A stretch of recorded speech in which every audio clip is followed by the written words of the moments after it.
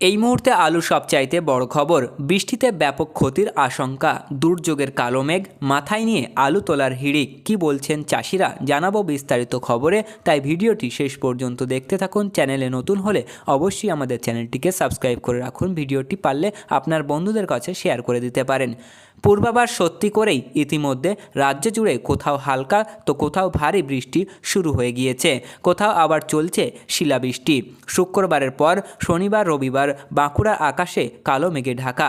এই ভরা চৈত্রে অকাল বর্ষণ সঙ্গে শিলাবৃষ্টির দাপটে দুর্যোগ মাথায় নিয়ে মাঠ থেকে আলু তোলার হিড়িক পড়ে গিয়েছে বাঁকুড়া জেলায়। জলে ভিজে মাঠে আলু বস্তাবন্দি করে চাষিরা দৌড়াচ্ছেন হিমঘরগুলির দিকে। বাঁকুড়া জেলার কতুলপুর, জয়পুর, ইন্দাস, পাত্রসায়রের সোনামুখী সহ বিস্তীর্ণ এলাকার হিমঘরগুলিতে সামনে আলু বস্তা বোঝাই লম্বা লাইন ট্রাকের।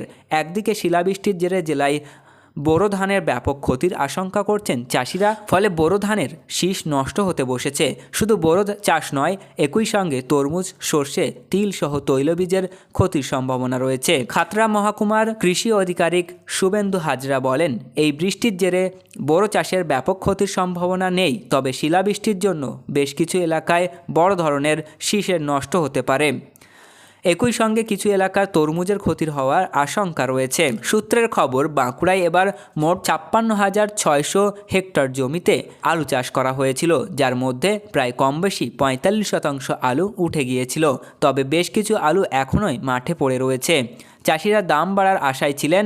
এবার শুরু থেকেই নতুন আলুর দাম নিয়ে চাষিদের মধ্যে নানান অভিযোগ রয়েছে। প্রথম দিকে আলুর দাম তলানিতে থাকায় মাঠ থেকে আলু তুলতে অনেক চাষি অনীহা প্রকাশ করেছিল। পর্যায়ক্রমে দাম একটু একটু করে চড়তে শুরু করেছিল।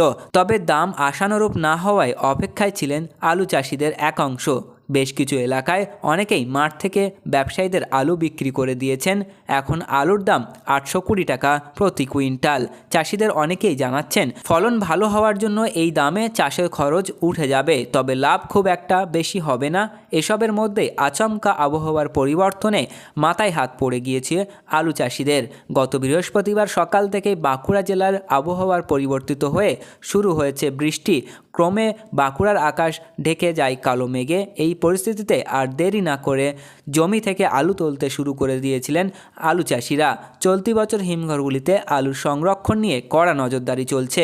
বাঁকুড়ার রাধানগর গ্রামের আলু চাষি রবীন দত্ত বলেন, জমিতে জল জমে যাওয়ায় আলু তোলা আরও পিছিয়ে যাবে, তবে খুব বেশি বিলম্ব হলে জমিতেই আলু পচে নষ্ট হয়ে যাওয়ার আশঙ্কা থাকছে। এদিন হিমঘরগুলির সামনে আলু বস্তা ভর্তি সারির লম্বা লাইন ট্রাক। বড় চাষিরা ট্রাক, ট্রাক্টর ও ছোট চাষিরা টোটোই করে আলু সংরক্ষণের জন্য হিমঘরে নিয়ে আসেন। তো সুপ্রিয় দর্শক, এই ছিল আজকের আলু গুরুত্বপূর্ণ খবর। পরবর্তী এই ধরনের গুরুত্বপূর্ণ খবরগুলি সবার আগে পেতে আমাদের চ্যানেলটিকে সাবস্ক্রাইব করুন, পাশে থাকা ঘন্টাটি বাজিয়ে রাখুন এবং আপনার এলাকায় আলুর পরিস্থিতি কী রয়েছে, আলুর দাম কী যাচ্ছে তা কমেন্টের মাধ্যমে জানাতে পারেন।